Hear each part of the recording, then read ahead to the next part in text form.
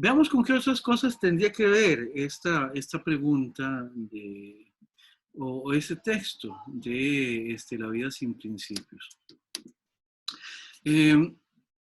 No perdamos de vista esta noción de libertad a propósito de la discusión del tiempo libre, porque en última instancia tiempo libre en Thoreau no tiene que ver con directamente con no hacer nada, ¿verdad?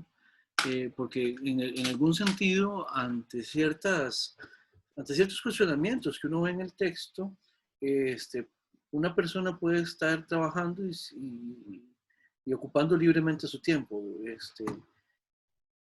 Vamos, o sea, es que hasta la manera de referirnos al tiempo libre lo que indica es como que hay una contraposición ahí un poco extraña entre el tiempo en el que estamos ocupados. Por ejemplo, en este momento yo estoy en un momento laboral, ¿ya? Ustedes están en un momento de dedicación a una clase, y eso no se define como tiempo libre.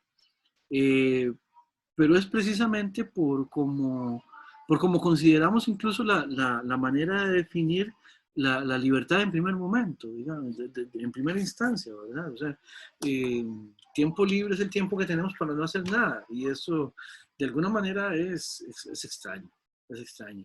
Obviamente hay ciertas nociones como el ocio y el descanso que son importantes, para lo cual se requiere de tiempo, efectivamente, pero también eso de que el tiempo no libre,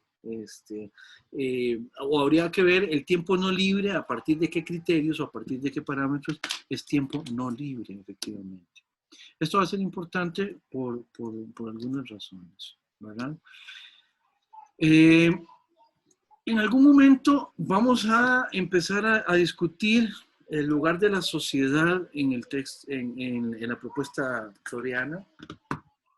Ya les había dicho yo algo que vamos a empezar a profundizar a partir de los textos que tienen que ver con esta reflexión sobre la institucionalización, que tiene que ver con que en última instancia en Thoreau, dado que Thoreau simplemente lo que hace es apelar a una individualidad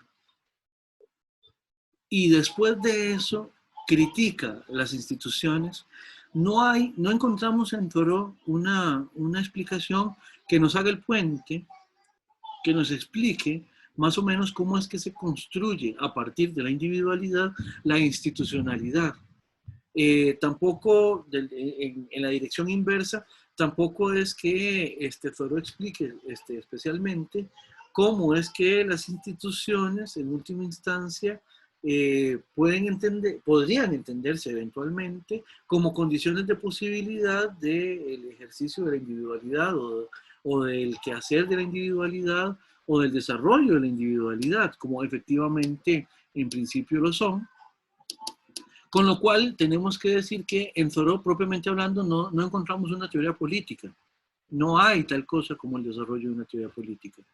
Hay ya ahora sí una reflexión política a propósito de cómo es que nos encontramos la operatividad de las instituciones una vez que ya están ahí funcionando, ¿verdad? Eso va a ser, es importante, pero es curioso, y decir esto en Thoreau es importante para que se entienda también que mucho de lo que se hace desde un punto de vista político en Thoreau es reconstructivo a partir de de ciertos elementos que él presenta, pero no es que uno pueda darle un seguimiento a una teoría porque tal teoría no la vamos a encontrar en los textos thoreanos, ¿verdad? Pero es importante, y a eso tenemos que llegar, pero para llegar a eso, voy a hacer una propuesta a propósito de qué es lo que significaría cierto nivel de autonomía o cierto nivel de libertad en Thoreau. En última Profe, instancia, adelante. perdón, una pregunta. En esta parte de la imagen dice si se considera lo político en función de qué es. No me quedó claro. Perdón, bueno, sí, en función de la naturaleza. Es que esto Ah, ya, ok. en algún momento de esta diapositiva la habíamos usado en la clase anterior, por eso es que sí, no me estaba haciendo referencia a eso, sí.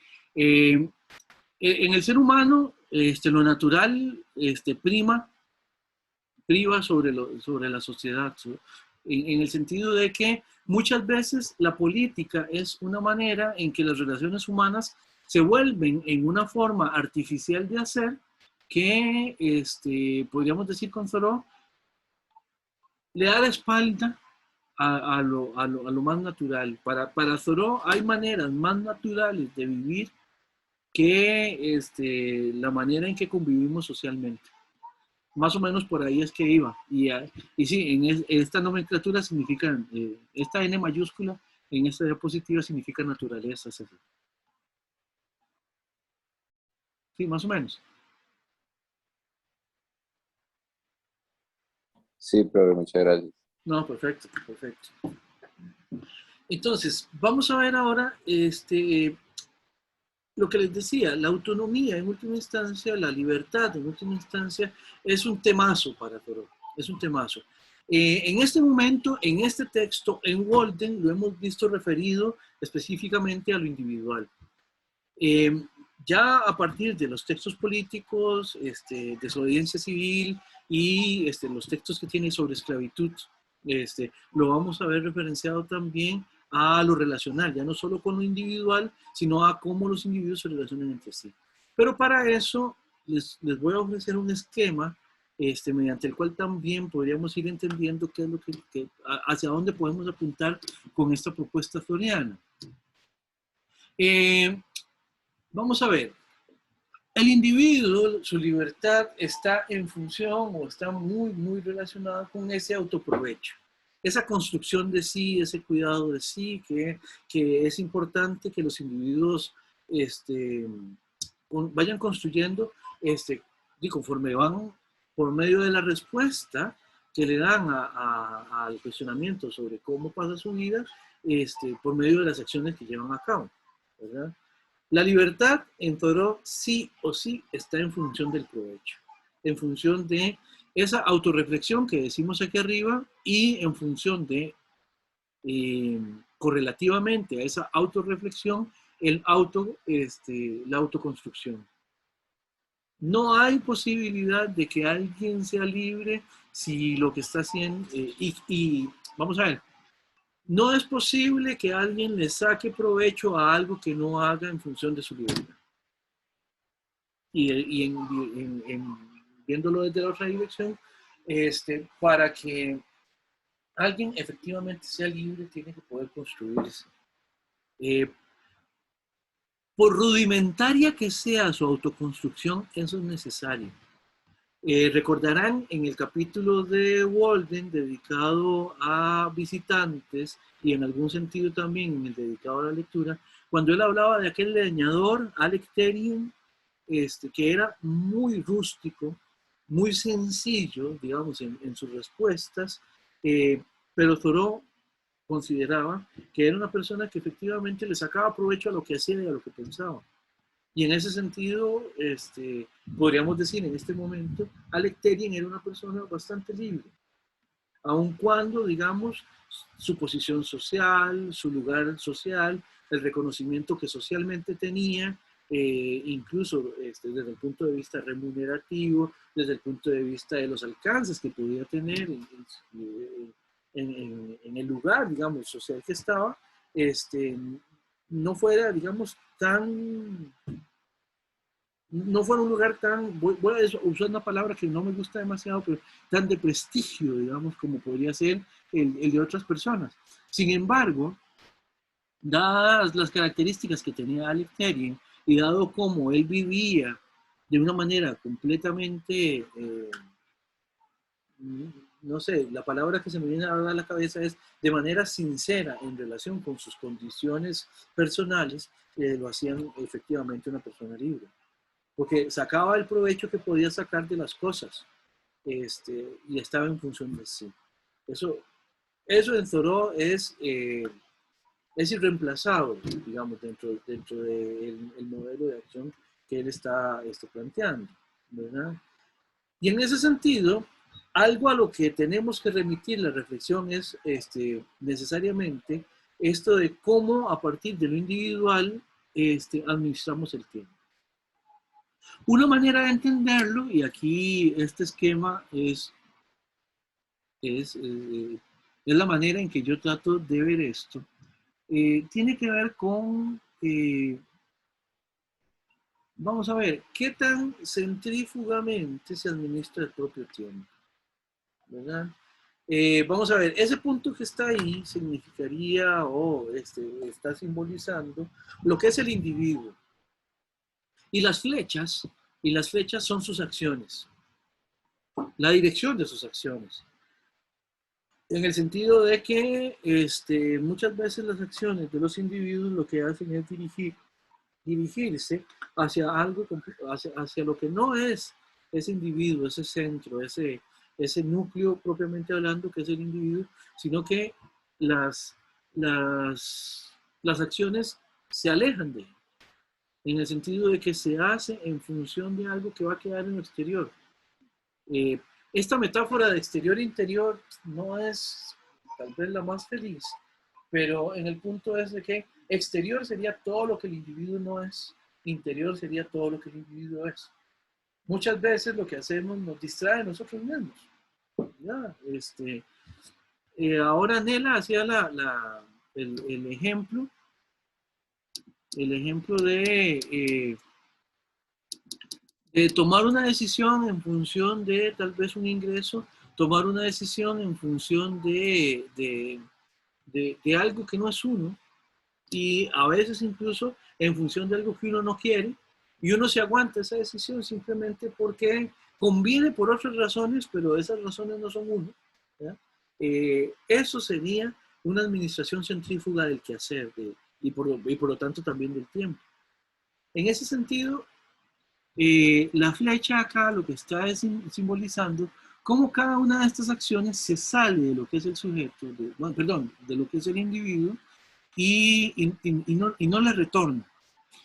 ¿Ya? O sea, le generará algún provecho, algún nivel de provecho, si no, definitivamente es muy difícil de explicar porque una acción se lleva a cabo, pero lo grueso de la acción se va del sujeto, se va del sujeto. Bueno, a quienes nos gusta Star Wars, hay una, cuando Luke Skywalker llega a buscar al maestro Yoda y empiezan a hablar ahí con Obi-Wan, cuando Yoda le dice que no cree que pueda entrenar a Luke, una de las cosas que Yoda le dice a Obi-Wan de Luke Skywalker es que por mucho tiempo lo ha estado observando y que una de las cosas que ha visto es que Luke Skywalker, su mente nunca está donde está él. No, no sé si ustedes, bueno, si conocen la película, si conocen Star Wars, pero el punto es, Thoreau, si viera la película, diría, ven, eso sería un problema, ¿verdad? Que uno esté completamente desfasado de aquello en lo que uno está. Y creo que no hace falta esforzarse demasiado como para buscar ejemplos según los cuales uno pueda defender que muchas veces uno actúa en función de algo que está afuera, en función de algo que uno está afuera. O sea, uno no quisiera tener que hacer lo que está haciendo, pero no puede menos que hacerlo porque ya asumió el compromiso, porque ya, bueno, es algo que toca, ¿ya? No sé, ustedes siguen, no sé, seguir conectados a una clase en un lunes lluvioso que invita más bien al recogimiento de una cobija y una taza de alguna bebida caliente, ¿verdad? Pero ya ustedes, ya ustedes matricularon el curso, tienen que estar acá porque les tocó, ¿se entiende?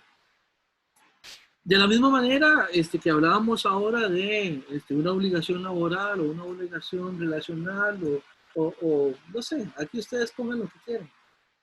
El punto es, cada una de estas acciones, de alguna manera que salen del sujeto, se llevan un pedazo de ese sujeto y no lo reconstituyen y no lo devuelven, ni le devuelven nada ni le devuelven nada con lo que en última instancia reconstruirse, ni reponer ese pedazo que se llevó. Ahora creo que era Steven el que decía de que a veces uno está en una conversación, él decía en un parque y uno dice, bueno, estoy hablando con usted. con este compa y qué diablo, ¿no? Todos hemos estado en esa conversación que uno dice, caramba, estos son 20 minutos, 40 minutos que a mí nadie me va a devolver. Uno ha estado en esas clases y uno dice, caramba, esta es una tarde que a mí la vida no me va a devolver y me tocó tirarme esta clase. Reuniones de trabajo, reuniones de otras índoles que uno dice, bueno, caramba, o sea, vine aquí a perder miserablemente el tiempo. Bueno, eso estaría en función también de la pregunta de considerar cómo pasamos la vida. ¿Por qué? Porque uno puede pasar la vida también en función de un montón de acciones que se dirigen solamente centrífugamente. Las acciones se van de nosotros y no reconstituyen nada al individuo. No sé qué opinan a propósito de esto como una manera de explicar el texto. Preguntas o comentarios.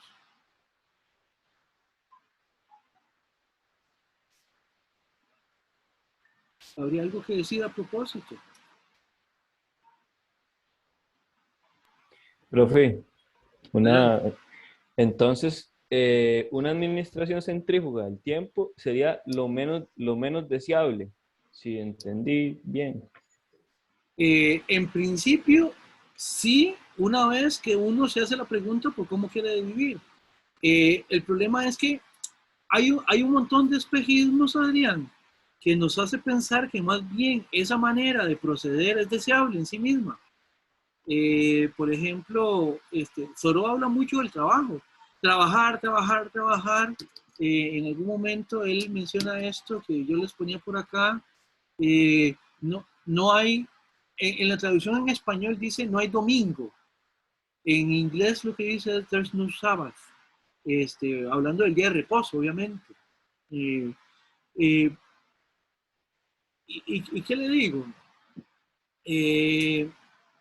Thoreau en algún momento lo que podemos sacar de Thoreau es que precisamente hay como una especie de espejismo que hace que nosotros pensemos que efectivamente estar así de ocupados y tener ese tipo de responsabilidades es deseable. Por ejemplo, lo que mencionaban ahora de el ejemplo que pone Thoreau de cuando ve a su conciudadano que lleva una pesada piedra y que él viendo que estaba simplemente sentado viendo por la ventana, se siente de alguna manera culpable porque no estaba siendo tan productivo como aquel buen hombre. Bueno, de la misma manera, muchas veces las ocupaciones centrífugas se presentan precisamente como algo que es de suyo bueno y de suyo deseable, aunque en última instancia, si las analizamos a profundidad, nos podemos dar cuenta de que no necesariamente lo son. Ok, ¿Sí, ok, profe. Sí, sí, sí. Sí, sí entiendo el ejemplo. Es interesante porque tal vez sea deseable, pero desde un otro. No sé si desde el individuo que lo vive es gratificante, ¿verdad? Pero es que igual volvemos como a ese relativismo en los actos que nos hace plantear Thoreau. No sé. En ese sentido, el interés en sí de la acción está definido también centrífugamente, no por el individuo. Y vamos. Eh, to, cada uno y cada una de nosotros hemos alguna vez tenido que hacer algo con lo cual no estábamos del todo contentos o contentas, porque nos tocaba. Y sin embargo, lo llevamos a cabo porque no queda de otra. A veces esa obligación es incontestable. A veces podríamos hacerlo diferente, pero simplemente lo hacemos y ya. Porque es como las cosas ocurren. No sé. Sí, y una pregunta, no sé si será un poco complicado, pero entonces lo contrario a una administración centrífuga del tiempo sería lo mejor que nosotros podríamos hacer, digamos. Ajá, eso implica otro esquemita que les voy a ofrecer también en otro momento. No nos tocaba todavía hoy. Bueno, lo habría podido meter, pero es simplemente como para dejar ahí esa tensión. Obviamente el esquemita que suplantaría de una manera más provechosa sería el de una administración, ojo lo que voy a decir, centrípeta del tiempo. O sea, De alguna manera, esta flecha sale del individuo, pero vuelve a él. Después vamos a ver ese esquemita también cuando lleguemos a ello. Ah, bueno, ok, profe, está bien. Es que sí, digamos, a mí el tema, bueno, desde que empezó el curso me ha gustado muchísimo. Y no quiero sonar, digamos, para nada egocéntrico, pero yo siento que lo entiendo. Sin embargo, bueno, ahora lo comentaba brevemente con las compañeras, de que yo entiendo, digamos, la teoría, pero qué difícil a veces pensar, digamos, en cómo ponerlo en práctica, ¿verdad? Pero Sí, sí, por lo sí, mismo, sí. Perdón, adelante, adelante. no, que por lo mismo hacía este tipo de preguntas, porque fue puña, usted hasta hace un esquema y ha sido más claro, ¿verdad? Dice uno, o sea, usted lo pone muy, muy bien sobre la mesa, pero sí, como que queda uno como ahí con las ganas de preguntar. El punto es también, vea, me ha pasado, y yo lo decía una vez en una conferencia, en una ponencia para las jornadas de investigación filosóficas, donde lo que estaba exponiendo era precisamente este esquema, que cuando me ha tocado dar clases sobre la brevedad de la vida de Séneca, o sobre algunos textos de Séneca, o sobre algunos textos de Thoreau, no crea, a mí me queda mucho también la impresión de que yo estoy aquí hablando de un montón de cosas que tampoco es como que yo haya implementado en mi hacer, digamos. Entonces a veces me pasaba que estaba yo terminando la clase sobre Séneca y me había quedado un esquema todo bonito en la pizarra a propósito de sacarle provecho al tiempo y hacer cosas que fueran de provecho y que me construyeran. Y cuando yo estaba borrando esa pizarra, yo para mis adentros lo que me decía era hipócrita. ¿Ya? O sea, porque vos estás diciendo un montón de cosas que suenan lindísimas, pero que no estás cumpliendo. Obviamente eso, pues también da para reflexionar, me da para reflexionar a mí, desde mis intereses individuales, pero obviamente aquí también la clase de lo que se trata es de plantear también desde el punto de vista teórico sobre qué va el problema. Y ciertamente, yo no creo que yo no creo que en ese sentido uno pueda sacudirse absolutamente todas esas cosas que terminan siendo, asumiendo uno solo por obligación. Sería muy, muy, muy difícil. Sería muy, muy difícil. De nuevo, la película Into the Wild aquí es importante también para pensar ese tipo de cosas. Y para los grupos que están trabajando Into the Wild, pues ahí ya les queda una pista, digamos, de un derrotero posible para el análisis. Sí, ¿qué tan posible es para uno viviendo en el entorno que vive, con los condicionamientos que tiene, qué tan posible es realmente soltar ese tipo de amarras, ¿verdad? No es viable hacerlo completamente. No sé si por ahí también va tu participación. Sí, profe, totalmente de acuerdo. Y también sí me imagino que, bueno, no solo me imagino, sino que puedo dar fe de que ese tipo de temas se vuelven pues casi un psicoanálisis, ¿verdad? Porque es como una autorreflexión muy seria, es bastante serio. Yo cuando matriculé este curso jamás me imaginé que Thoreau iba como por ese lado. Y es complicado porque uno desde la filosofía, bueno, y desde otras ramas, uno siente ese deseo y entiende esa teoría y uno siente ese deseo de ponerla en práctica, pero es difícil porque puede ser muy extremista. Ahorita en este tiempo es muy extremista y más en las condiciones en las que uno vive. Por ejemplo, yo antes de tener una hija, yo me apegaba mucho más en práctica a la teoría de Thoreau, pero ahora que soy responsable, por ejemplo, de la vida de otro ser humano, me tengo que rehusar, sacrificar un montón de cosas y entrar en este juego, ¿verdad?, de la cultura capitalista para adquirir, y ahora lo está analizando, seguridad, o sea, seguridad, saber que tengo, si ocupo para pagar un taxi, una emergencia, una medicina, un jarabe para la tos que vale 10.000, para poner un ejemplo, ¿verdad? Entonces uno ocupa dinero y uno entra en ese juego, ¿verdad? Antes cuando yo no era papá y era un mantenido, que es la pura verdad, y me pude dar un año sabático y fue para mí una de las mejores etapas de mi vida, ¿verdad? Eso fue casi cuando tenía 18. Ahorita que ya tengo 24, sí siento el peso, digamos, de la realidad, pero sí es un tema muy, muy, muy tuanis. créame que le creo a propósito y que comparto lo que tiene que ver con eso de la obligación a partir de una responsabilidad. Pero vamos a ver, eso no niega, no niega el esquema, más bien lo confirma. Confirma de que efectivamente en muchos sentidos nosotros estamos enfrentando ciertas cosas que, bueno, que necesitamos asumir independientemente de si es lo que queremos hacer o no. Sí, sí, sí, Correcto. sí, completamente de acuerdo. No sé si habrá algún otro comentario o si habrá alguna pregunta. Profe, y entonces el tiempo que, digamos, estamos estudiando y por allá nos disociamos, que tenemos el cuerpo leyendo, pero la mente en otro lado. Ajá. El tiempo para disociarnos, entonces lo enfocamos en disociarnos y nada más. Habría que No ver qué, intentar otra cosa. habría que ver qué significa esa disociación, No, porque, ya como dejar la mente volar y ya como aburrirse y hablar paja uno con uno mismo y ver qué sale, pero hacer solo eso.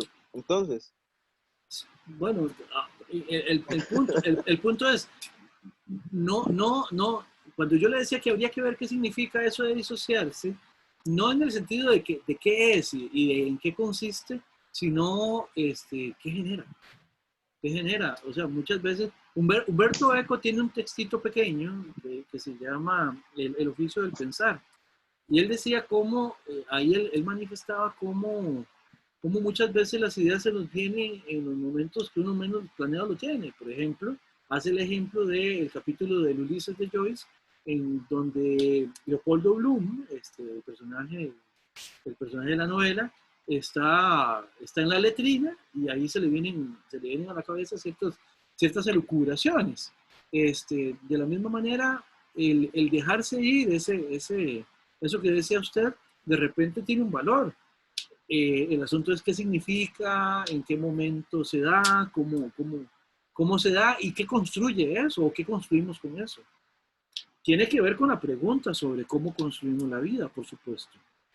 Porque también el distraerse muchas veces puede redundar en, en que simplemente, sí, cuando nos dimos cuenta, perdimos un ratote.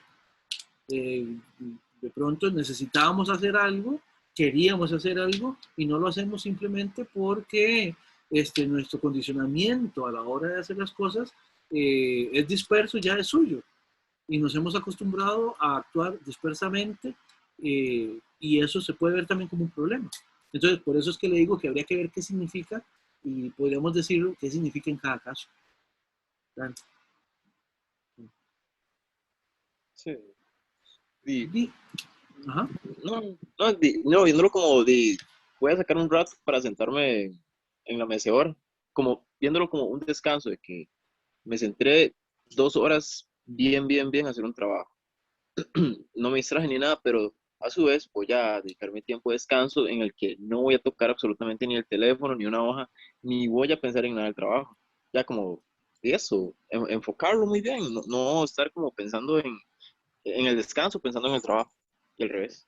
Bueno, se lo pongo así. Nosotros acabamos de terminar una semana de desconexión tecnológica por algo que fue reconocido incluso hasta por las autoridades universitarias como una necesidad.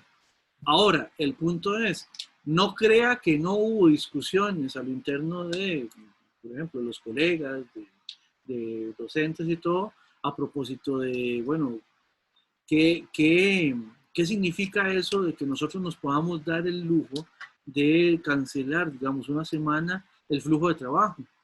Hay muchos otros trabajadores que están igual o peor de quemados que lo que estamos nosotros, que lo que están ustedes como estudiantes, y no tienen esa posibilidad simplemente porque el entorno en el que están laborando y en el que están haciendo no se los permite.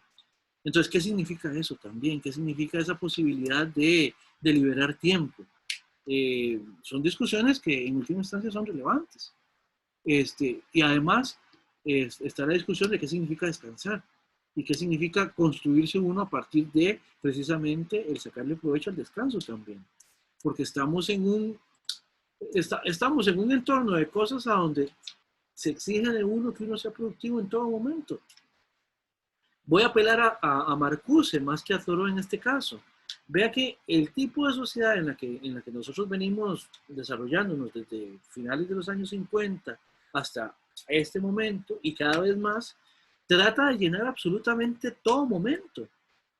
En el momento en el que vos no estás trabajando, o sea, no estás siendo productivo precisamente porque estás generando algo con tu labor, en el tiempo que llamamos libre, poniéndolo entre comillas, el sistema productivo te bombardea con publicidad, te bombardea con opciones de consumo para que de alguna manera tu tiempo de ocio también sea productivo en ese sentido. Y por eso es que a nosotros también tener efectivamente tiempo realmente de descanso, tiempo realmente libre, en el sentido más duro del término, cuesta mucho.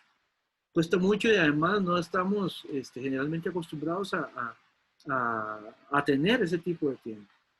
Yo no sé si a ustedes les pasa que, no sé, ya cuando uno sale a vacaciones por, qué sé yo, por 15 días, ya por ahí de la mitad de la segunda semana ya uno no sabe qué hacer con el tiempo libre. Bueno, eso puede ser un problema. Eso puede ser efectivamente. Bien, ¿qué? No sé si tendrán alguna otra cosa que agregar, este, como para, como para ir cerrando ya la parte de la clase. Profe, yo tengo una pregunta, pero más de lo que viene la próxima semana. Entonces, para ese momento la hago. Ok, perfecto. Bien. Profe, Ajá. que el grupo en el que estamos, Lady, Paula y yo, vamos a Sí. trabajar Captain Fantastic. Ah, ok, perfecto. Era precisamente algo que iba a preguntar, como parte del administrativo. Perfecto. Entonces tomo nota y desde el punto de vista ya de la clase, entonces cerramos aquí. Permítanme nada más para dejar entonces de grabar. A ver, vamos a ver en este momento.